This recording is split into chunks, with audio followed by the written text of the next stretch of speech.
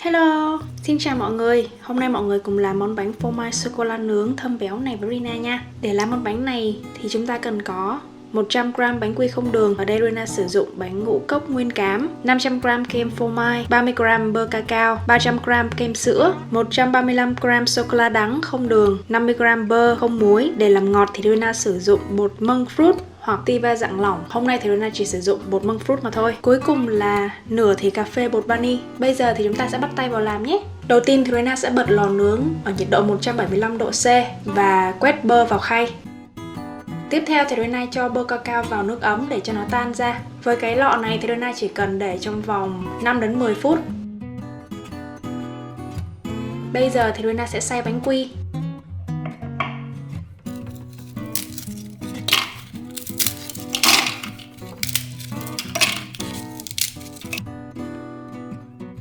Rina cho vào bột monk fruit và bột vani vào cùng một lúc để xay cùng với bánh quy luôn.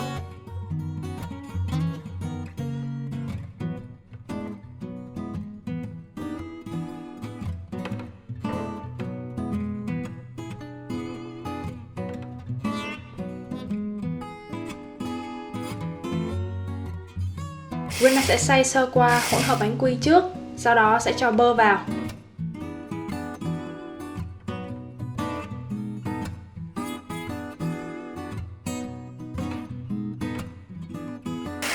Đến lúc này thì Rina sẽ xay nó nhuyễn hơn một chút.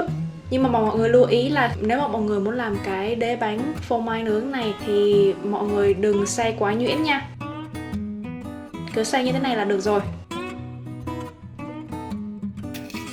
Sau khi xay xong thì Rina cho vào khay.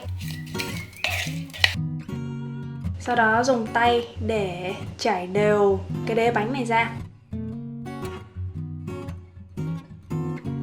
Sau khi Rina làm xong cái đế bánh quy này thì Rina cho vào tủ lạnh để cho nó kết dính lại và tiếp tục các bước tiếp theo.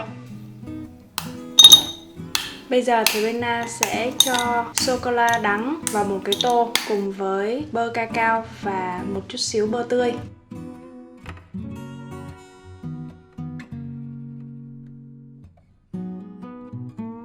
Làm ngọt bằng bột monk fruit.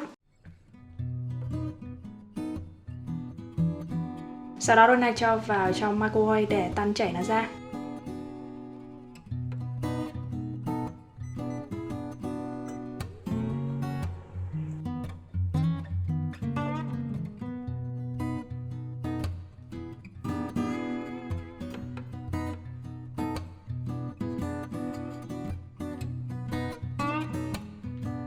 Sau khi hỗn hợp sô-cô-la tan chảy thì Rina lấy cái đế bánh đang để ở trong tủ lạnh ra. Sau đó trải đều hỗn hợp sô-cô-la lên trên bề mặt bánh.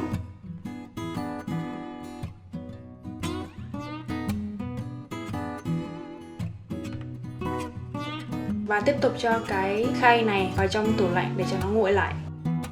Bây giờ thì Rina sẽ làm hỗn hợp bơ sữa.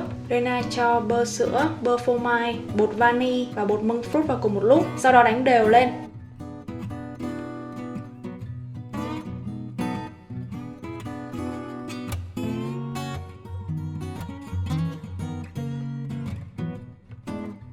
Sau khi đã hoàn thành hỗn hợp bơ sữa thì Rina sẽ trải đều hỗn hợp bơ sữa này lên trên cái đế bánh quy sô-cô-la.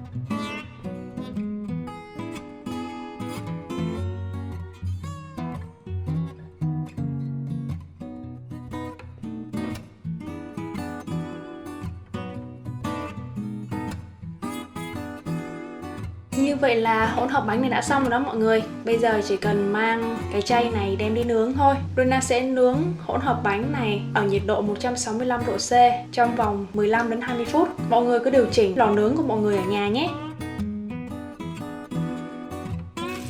Sau 15 phút thì bánh của Rina đã hoàn thành rồi nè mọi người.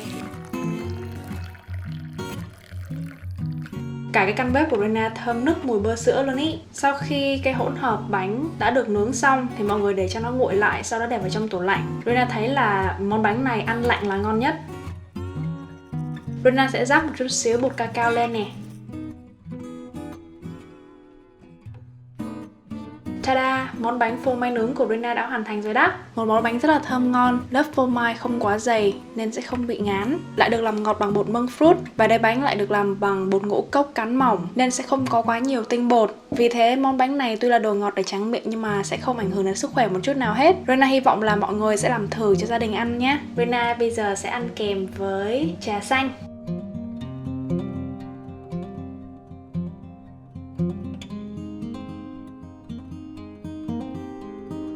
Bình thường á, đầu kỳ cô đầu tiên vô xem Quỳnh như là Quỳnh đầy đủ. Có chút việc thôi Quỳnh cũng không làm. Quỳnh đúng là không có lương tâm mà. Bỏ đi. Điều ở là một từng quần nói, cũng nhận cho cô Lý. Làm gì?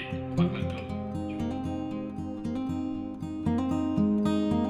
Cảm ơn mọi người đã theo dõi video này của Rina nha. Nếu mọi người có câu hỏi thắc mắc hay là yêu cầu cho channel của Rina thì hãy comment hay là nhắn tin trên social media của Rina nhé. Hẹn gặp lại mọi người trong những video tiếp theo.